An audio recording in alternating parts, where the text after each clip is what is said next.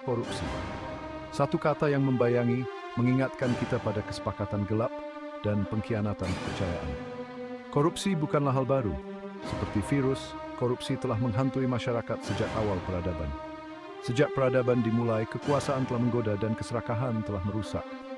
Video ini akan membawa kita menjelajahi sejarah, melihat bagaimana korupsi berkembang dari zaman kuno hingga abad ke-20. Kita akan mengungkap contoh-contoh pengaruh korupsi yang berbahaya, dari para firaun Mesir hingga kota-kota modern. Korupsi adalah fenomena global. Ia melampaui batas waktu dan geografi. Korupsi telah menyusup ke dalam kerajaan dan demokrasi. Dengan memahami akar sejarah korupsi, kita dapat lebih memahami keberadaannya yang terus-menerus di masa kita sendiri. Hanya dengan melawan musuh kuno ini, kita dapat berharap untuk membangun masa depan yang lebih adil. Mesir kuno, peradaban yang dibangun di tepi Sungai Nil, menawarkan beberapa contoh korupsi paling awal yang tercatat. Para firaun yang dianggap sebagai dewa yang hidup, memiliki kekuasaan absolut. Namun kekuasaan ini seringkali terbukti memabukkan. Selama dinasti pertama, sekitar 3.000 tahun sebelum Masehi, catatan menunjukkan korupsi yang meluas di dalam pemerintahan. Salah satu contohnya melibatkan makam Raja Den. Tulisan-tulisan membanggakan kemegahan makam dan kekayaan yang dikandungnya. Namun, bukti arkeologi menceritakan kisah yang berbeda. Makam itu ditemukan di Jarrah, harta bendanya telah lama hilang. Ini menunjukkan bahwa para pejabat yang bertanggung jawab untuk melindungi makam kemungkinan besar bersekongkol untuk mencuri isinya. Pengkhianatan kepercayaan ini menyoroti daya pikat keuntungan pribadi, bahkan di hadapan otoritas ilahi.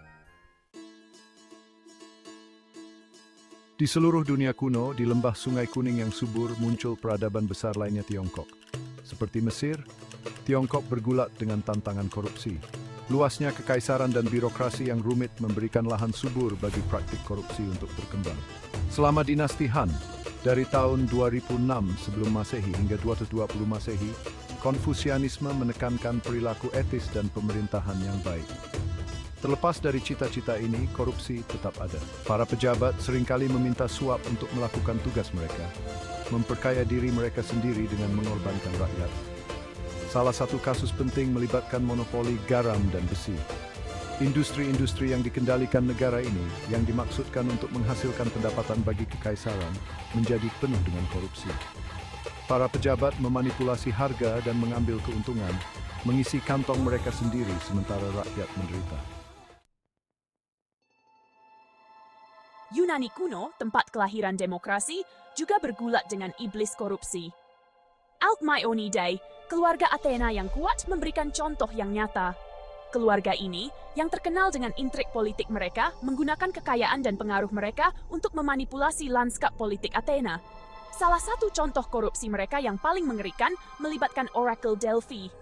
Oracle, seorang pendeta wanita yang diyakini berkomunikasi dengan para dewa, memiliki pengaruh yang sangat besar atas dunia Yunani. Alkmaeonidae, yang berusaha untuk menyingkirkan saingan mereka, menyuap Oracle untuk mengucapkan kutukan kepada musuh-musuh mereka. Manipulasi lembaga suci untuk keuntungan pribadi ini mengejutkan dunia Yunani dan menunjukkan kekuatan korupsi yang merusak. Bagian 5, lilitan ular, korupsi di Eropa abad Tengahan. Kejatuhan Kekaisaran Romawi mengantarkan abad pertengahan, periode perubahan besar dan pergolakan di Eropa.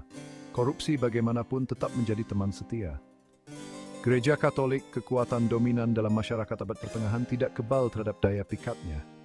Penjualan indulgensi, sebuah praktik yang menawarkan pengampunan dosa dengan imbalan uang, menjadi sumber kontroversi besar. Paus dan uskup yang berusaha mendanai gaya hidup mewah mereka dan proyek-proyek bangunan yang ambisius, menyalahgunakan otoritas spiritual mereka untuk keuntungan materi. Korupsi terang-terangan di dalam gereja ini mengikis kepercayaan publik dan berkontribusi pada pergolakan agama dan sosial reformasi. Bagian 6, cengkeraman kolonialisme, jangkauan global korupsi. Zaman eksplorasi dan kebangkitan kolonialisme berikutnya pada abad ke-16 menyaksikan kekuatan Eropa memperluas jangkauan mereka ke seluruh dunia. Ekspansi ini bagaimanapun seringkali disertai dengan korupsi yang merajalela. Para administrator kolonial yang jauh dari negara asal mereka dan tunduk pada pengawasan terbatas, mengeksploitasi posisi mereka untuk memperkaya diri sendiri. Mereka mengekstraksi sumber daya, mengeksploitasi penduduk asli, dan terlibat dalam penyuapan dan pemerasan. Korupsi yang dilembagakan ini berdampak buruk pada wilayah-wilayah jajahan, menghambat perkembangan mereka, dan menabur benih konflik di masa depan. Warisan korupsi kolonial terus bergema di banyak belahan dunia saat ini. Bagian 7, Zaman Keemasan, Korupsi dalam Revolusi Industri. Revolusi industri abad ke-18 dan ke-19 membawa pertumbuhan ekonomi dan kemajuan teknologi yang belum pernah terjadi sebelumnya. Itu juga memicu bentuk-bentuk korupsi baru. Ekspansi industri dan keuangan yang pesat menciptakan peluang bagi individu-individu yang tidak bermoral untuk mengumpulkan kekayaan melalui cara-cara yang tidak etis. Zaman keemasan, periode pertumbuhan ekonomi yang cepat di Amerika Serikat ditandai dengan korupsi politik yang meluas. Para taipan perampok, industrialis, dan pemodal yang kuat menyuap politisi, memanipulasi pasar, dan mengeksploitasi pekerja untuk meningkat keuntungan mereka. Era keserakahan yang tidak terkendali ini menyoroti sisi gelap kapitalisme dan kebutuhan mendesak akan regulasi dan reformasi. Bagian 8, Abad ke-20, Korupsi di Dunia yang Terglobalisasi. Abad ke-20 menyaksikan globalisasi korupsi.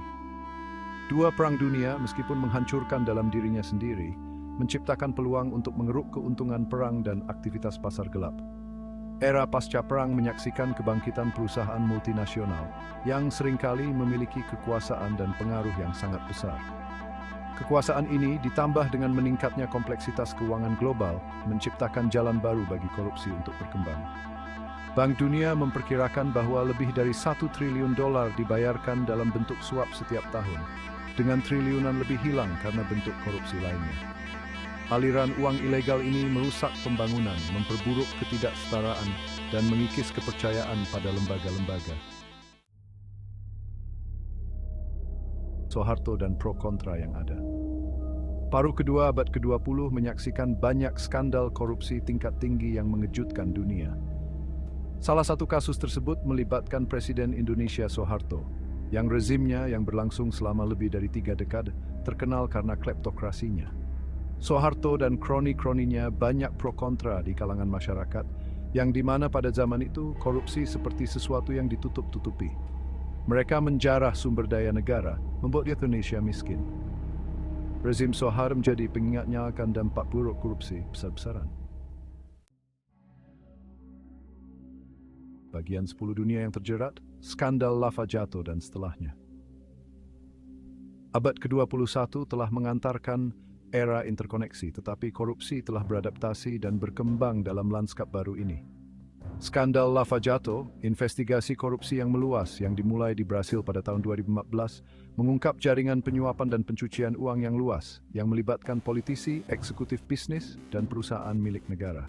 Skandal ini, yang menyebar ke beberapa negara, menyoroti sifat transnasional dari korupsi modern.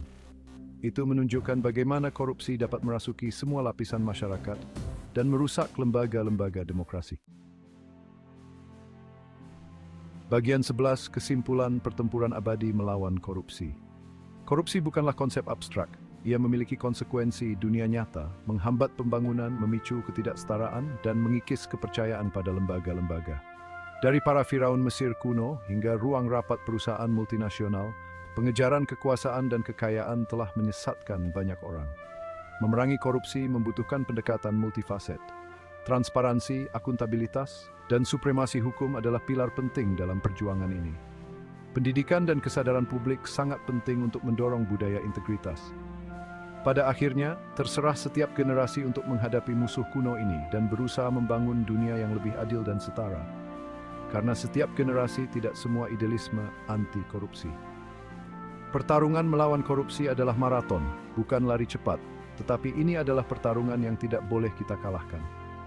The Soviet troop will sing party. Di English.